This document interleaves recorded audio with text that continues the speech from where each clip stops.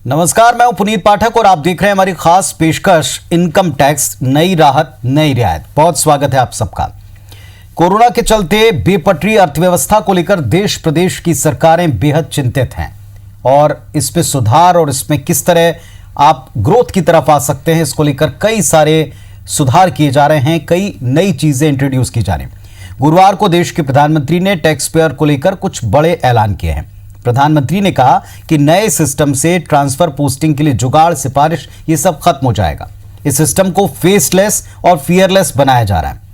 तो क्या ये बड़े बदलाव हैं? किन किन तरीकों से, किन किन स्तर के ऊपर ये बदलाव असर छोड़ेंगे? टैक्स सिस्टम इससे कितना बदल रहा है? IBS24 ये प्रयास कर रहा है कि आपको ये बताएं, ये समझाएं आसान शब्दों में कि दरअसल टैक्स पद्धति में होने वाले इन परिवर्तनों का आप पर, हम पर क्या असर पड़ेगा। ट्रांसपेरेंट टैक्सेशन और ऑनरिंग द ऑनेस्ट, ये कल जो प्रधानमंत्री ने, गुरुवार को जो प्रधानमंत्री ने नई पद्धति को लागू किया, उसका मूल मोटो दिखाई पड़ा है। यानी इसमें पूरी तरह से पारदर्शिता होगी, पहली बात। और दूसरी बात यह कि इसमें जो ईमानदार हैं उनको अब सम्मानित किया जाएगा। हालांकि ये क्रम पहले से चला आ रहा था, लेकिन अब इसमें कुछ नई चीजें इंट्रोड्यूस की जा रही हैं। जो ईमानदार टैक्स पेयर हैं उनको प्रोत्साहित किया जाएगा। कर प्रणाली में पारदर्शिता को बढ़ाया जाएगा। गुरुवार को एक नया खास तरीके का प्रयास जो है देश के साथ में साझा प्रधानमंत्री ने किया और ये कहा कि टैक्स सिस्टम में अब काफी बदलाव हो रहे हैं और ये इस समय की सबसे बड़ी मांग है, सबसे बड़ी जरूरत है। कई सारी जानकारियां दी। उन्होंने ये भी बताया कि जो बीते 2012-13 का टैक्स सिस्टम था, उसमें जो स्क्रूटनी की जाती थी, अब उसमें काफ़ी कमी आ गई है। टैक्स पेयर्स के ऊपर अब भरोसा किया जा रहा है। ईमानदारी से जो भी टैक्स पेयर अपने टैक्स को अदा करता है समय पर, उसका सम्मान होगा। और आगे लोगों को मोटिवेट किया है, प्रेरित किया है कि वो खुलकर टैक्स दें।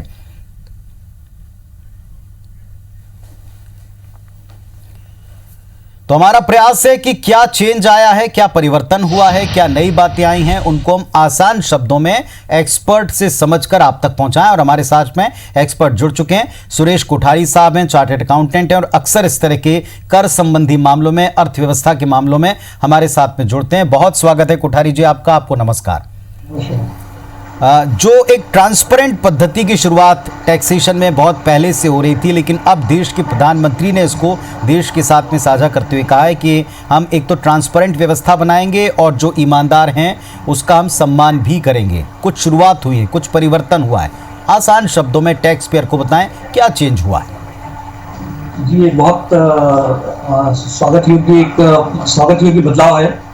इसमें जो उन्होंने एक शब्द यूज किया है, transparent taxation honouring the tax payer जी, मतलब कि जो हमारा टैक्सेशन सिस्टम है वो पारदर्शी होना चाहिए। कभी भी कोई भी अगर व्यवस्था होती है, अगर वो पारदर्शी व्यवस्था हो तो सबके लिए बेहतर होती है। तो अभी तक हमारा जो टैक्सेशन सिस्टम था उसमें कुछ पारदर्शिता की कमी थी।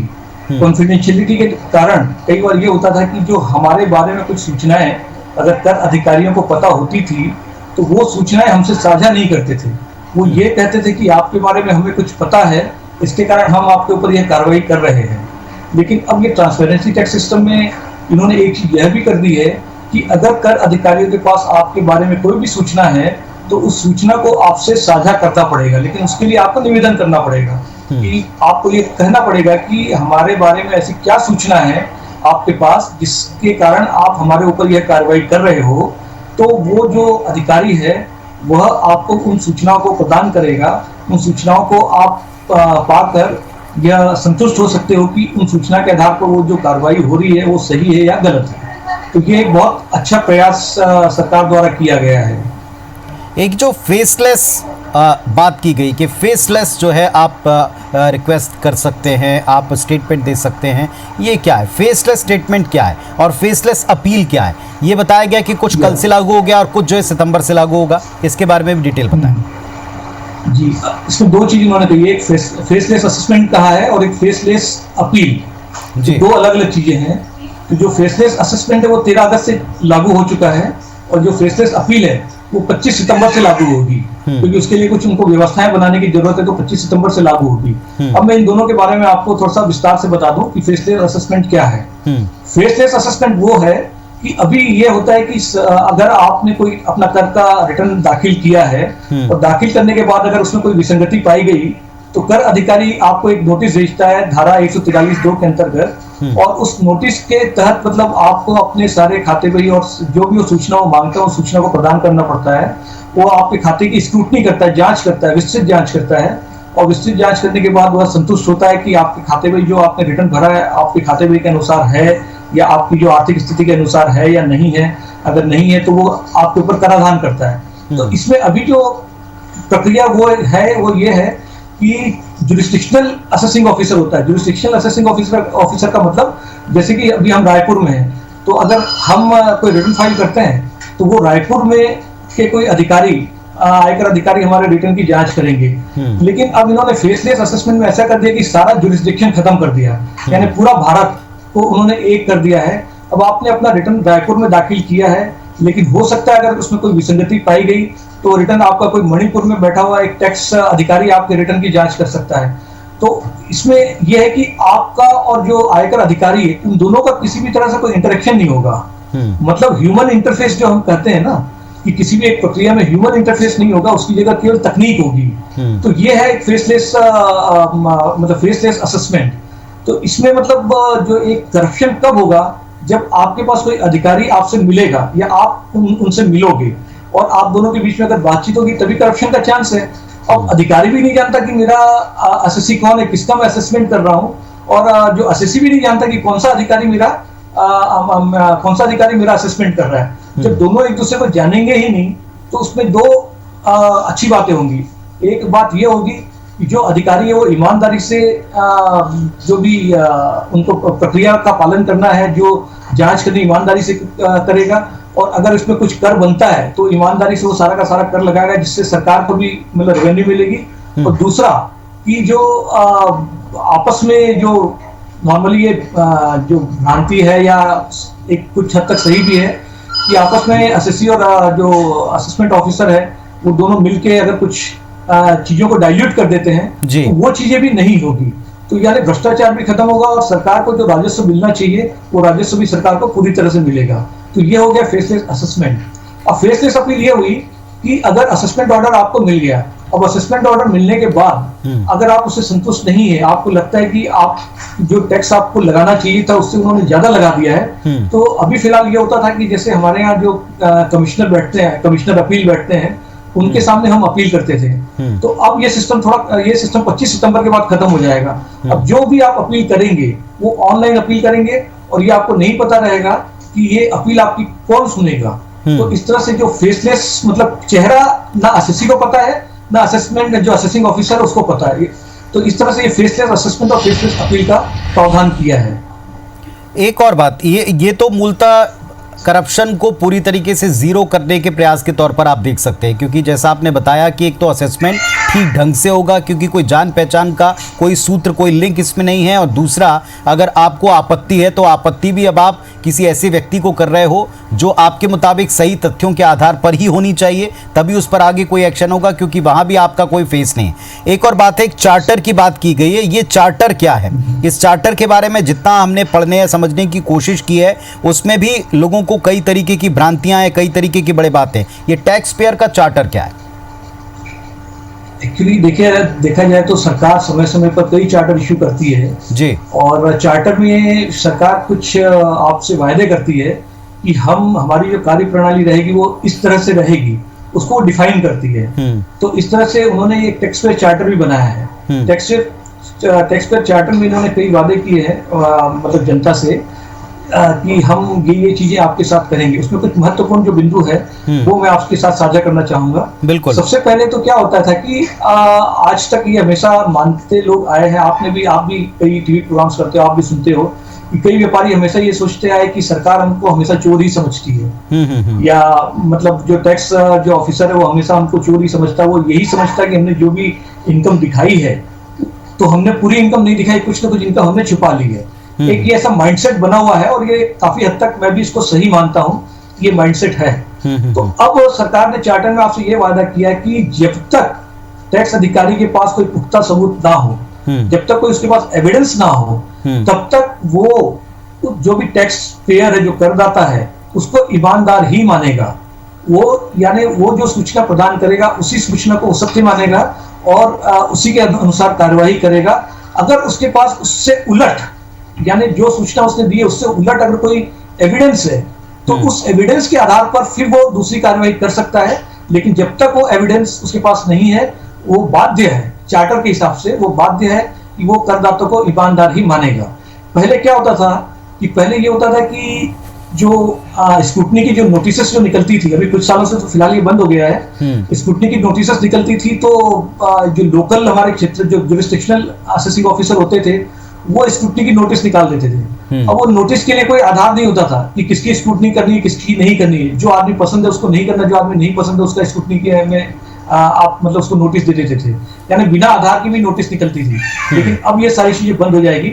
आपके पास अगर जब तक कोई आधार नहीं है तब तक आप स्क्रूटनी की नोटिस नहीं निकाल सकते। और स्क्रूटनी की नोटिस फिलहाल कोई पर्सन नहीं निकालेगा, ये इनका जो कंप्यूटराइज सिस्टम है, जो डाटा एनालिटिक सेंटर है, जब आप रिटर्न फाइल करेंगे और जो डिपार्टमेंट के पास जो पहले से जो सूचनाएं हैं उन सूचनाओं को मिलाया जाएगा। अगर उसमें कुछ गड़बड़ होती है तब स्क्रूटनी की नोटिस आपको मिलेगी। अगर कोई उसमें विसंगति नहीं है तो किसी भी तरह की स्क्रूटनी की नोटिस आपको नहीं मिलेगी और आपने जो रिटर्न फाइल किया है वही रिटर्न आपका फाइनल माना जाएगा।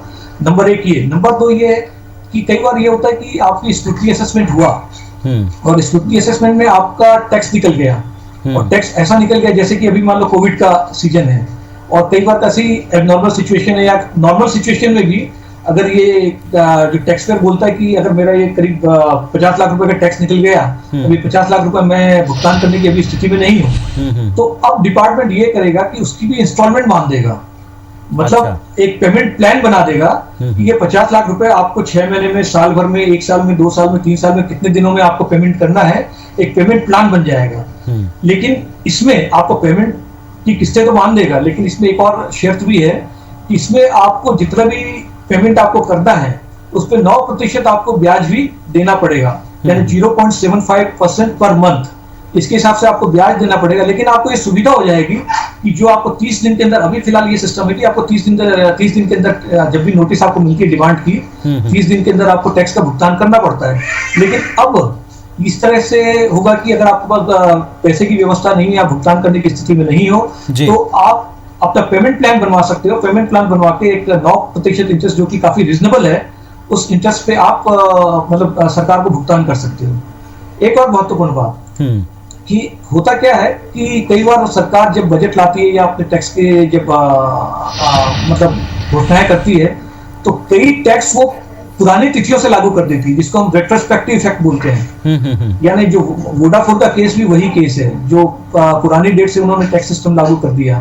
तो अब ये सरकार ने गारंटी दे दी है कि हम किसी भी तरह का जो भी टैक्स सिस्टम है, टैक्स जो लागू करेंगे वो पुरानी तिथि से लागू नहीं करेंगे। अच्छा। तो इससे मतलब बहुत बड़ा फायदा हुआ है और एक ट्रांसपेरेंट सिस्टम का ये बहुत बड़ा एक मतलब बोलना चाहिए प्रकटीकरण भी है कि हम ट्रांसपेरेंट सिस्टम की तरफ बढ़ रहे हैं।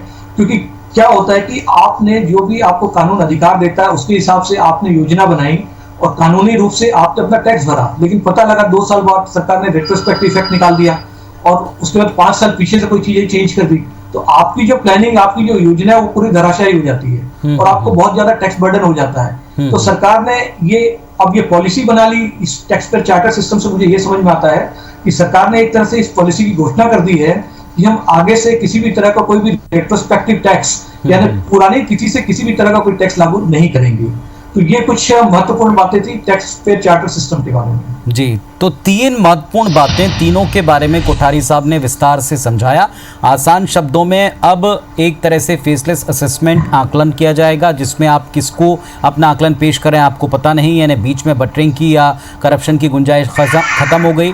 दूसरी तरफ आपके पास में अपील का अधिकार है, किसको आप अपील करें वहाँ भी फेसलेस है, तो वहाँ भी आपको एक सही आकलन देने का और उसी के आधार पर टैक्स आने का एक पद्धति सुनिश्चित की गई और चार्टर में वो नियम फिक्स कर दिए। पॉलिसी देश को बता दी गई है कि अब हम आपको चोर नहीं समझ रहे हैं, बल्कि टैक्स पेयर को भी एक जिम्मेदार नागरिक मान रहे हैं और अगर टैक्स निकलता भी है तो आपको बाकायदा उस पर ब्याज के साथ में किश्तें देने का अधिकार है और 30 दिन की लिमिट इसमें हट गई है, जो मूलतः आसान शब्दों में समझ में आया। इसके अलावा एक बड़ी बात उन्होंने देश के साथ साझा की कि आप नए टैक्स पेयर को कैसे मोटिवेट करेंगे कि जब आपका टैक्स आ रहा है तो खुद आकलन करके आप टैक्स भरें, और किन चीज़ों से ये देश में डिसाइड होगा आगे कि कोई टैक्स पेयर है लेकिन वास्तविकता में वो टैक्स नहीं भर रहा है, और उन पर क्या और किस तरह से एक्शन हो सकता है, इस बारे में भी थोड़ी जानकारी साझा करेंगे। तो इनकम टैक्स में ट्रांसपेरेंसी के बारे में इंट्रोड्यूस करते हुए नई पॉलिसी को देश के सामने रखते हुए प्रधानमंत्री ने साफ तौर पर कहा कि टैक्स पेयर जिम्मेदार नागरिक हैं, खुद का आकलन करके सहभागिता निभाएं, टैक्स दें, और टैक्स पहले से तो बढ़ा है लेकिन अभी भी बहुत सारे करदाता जो कर जिनको देना चाहिए वो कर नहीं दे रहे हैं। कई सारे नागरिक हैं जो कर देने में अभी भी चोरी करते हैं। जब आप उन्हें जिम्मेदारी सौंप रहे हैं कोठारी साहब और ये कह रहे हैं कि ट्रांसपेरेंट व्यवस्था है, लेकिन इसके बाद भी अगर कोई टैक्स नहीं भरता तो फिर जाहिर तौर पर बाकी टैक्स पेयर भी इससे गुस्से में आते हैं, रोष में आते हैं कि उनसे भी आपको टैक्स लेना चाहिए, क्योंकि सब पर एक जैसा असर आए, ऐसा नहीं कि किन्हीं लोगों पर बोझ हो।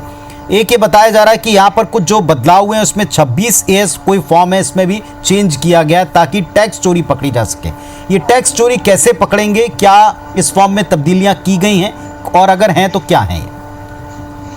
एक्चुअली पहले तो ये मैं आपको ये बताऊं कि जैसे भी कल के वाकये में मोदी जी ने जब कहा कि हमने 2.5 करोड़ नए टैक्स पेयर्स को जोड़े हैं, तो कुल मिला के भी 6, 6.5 या 7 करोड़ के लगभग जो व्यक्ति है वो टैक्स दे रहे हैं।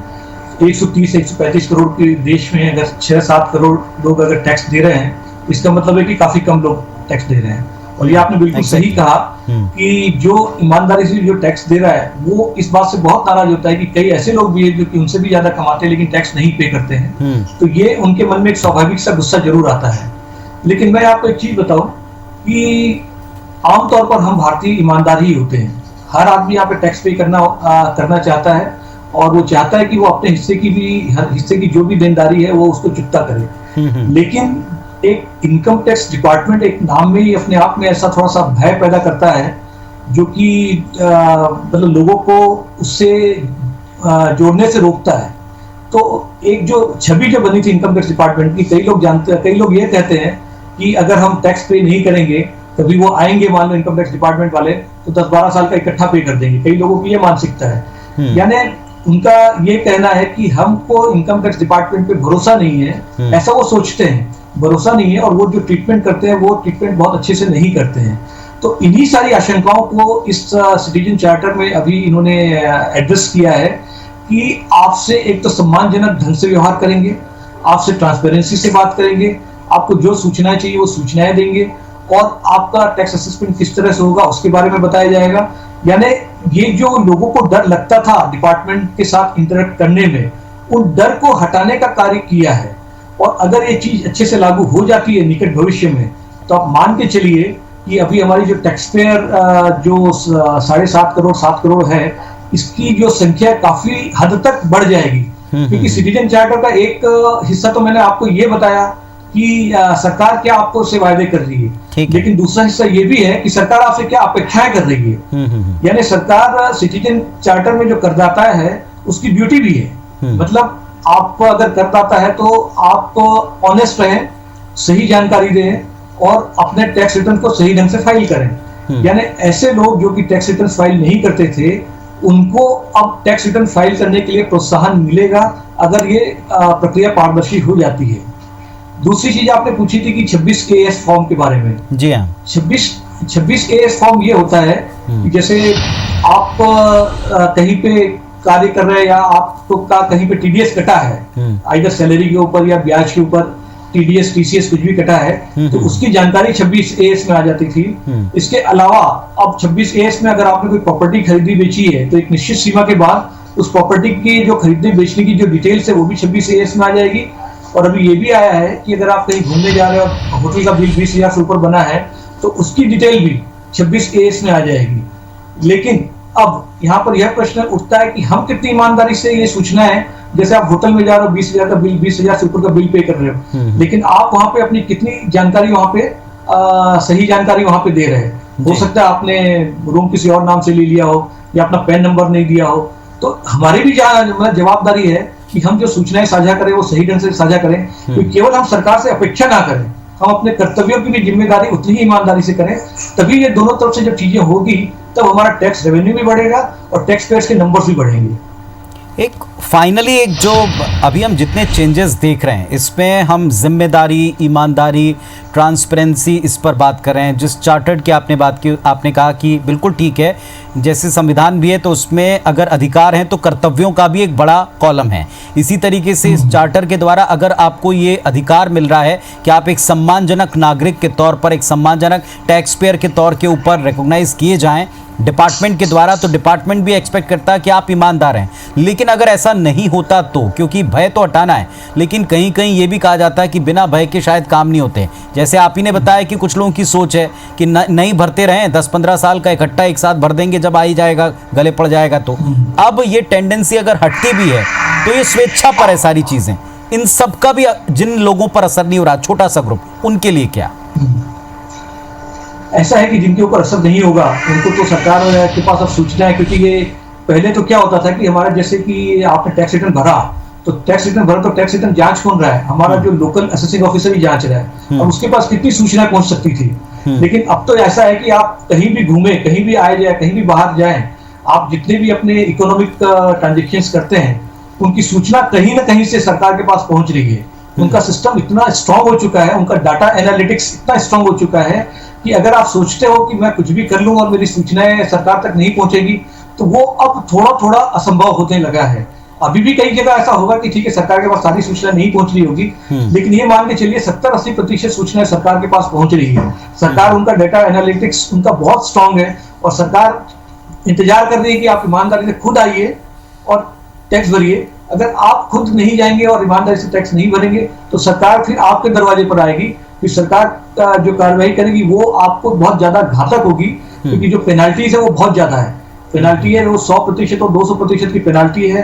ब्याज बहुत है, ब्याज कई बार तो इतना लग जाता है कि जो आपका टैक्स है उससे 4 से 5 गुना तो आपका ब्याज लग जाता है। तो ये सारी चीजें पता लगा कि आपका टैक्स अमाउंट से मतलब 10 गुना ज्यादा आपको मतलब पे करना पड़ गया है। तो उस पर मतलब प्रोसिक्यूशन भी, अगर अमाउंट ज्यादा हो तो प्रोसिक्यूशन भी, आपको जेल भी जाना पड़ सकता है। ठीक बात है। तो ये तो मान के चलिए कि सरकार के पास सूचनाएं पहुंच रही है। चलिए, कुल मिलाकर ये जो भय है ये उसी छोटे ग्रुप को करने की आवश्यकता है जो जिम्मेदारी इतना समझाने के बाद में भी ना समझे, और जो अच्छी तरह जानता है कि उसकी इनकम अब आयकर के दायरे में है और फिर भी वो कर चोरी अगर कर रहा है तो सूचना तंत्र भी उतना ही स्ट्रांग हुआ है।